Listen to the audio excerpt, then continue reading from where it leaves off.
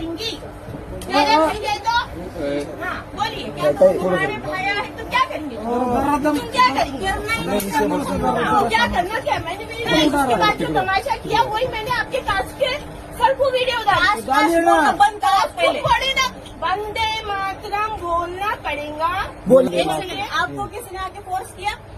जी बोलिए, इधर करो कैमरा। आपको किसी ने फोर्स किया? क्या बोले आप लोग? इस मिट्टी का खा के इस मिट्टी में रहना पड़ेगा ना। आपके पास कोई पर्सनली आया आपको बोलने के लिए? तो पर्सनली आया आप लोग? बोला भी होगा तो आपको पर्सनली नहीं बोला है।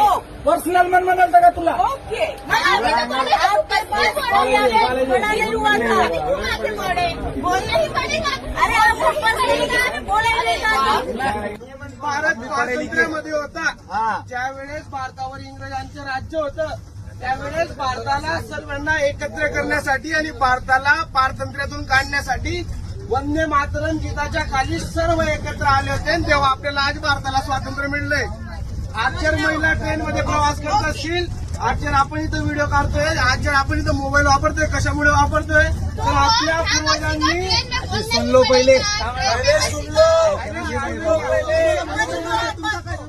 ऐकून घ्या तर त्यावेळेस वंदे मातरम गीत त्याच्यासाठी होतं तर भारताला स्वातंत्र्य मिळवून देण्यासाठी होतं आणि आज आपण वंदे मातरम गीतासाठी मोठं प्रमाणात करतोय. त्या ठिकाणी एखादी महिला जे वंदे मातरमचा विरोध करते, जो वंदे मातरमला असं पात्र धार्मिक गोष्ट आहे म्हणजे हिच्यापेक्षा दुसरी घटना कोणती नाही. म्हणजे ह्याचा अर्थ असा आहे की त्या महिलेच्या मनामध्ये कितीपट नफरत भरली आहे देशाप्रती. त्या महिलेला देशाप्रतीची नफरत पुढे दिसते. त्याच्या विरुद्ध कारवाई करायचं काम कोण केलं पाहिजे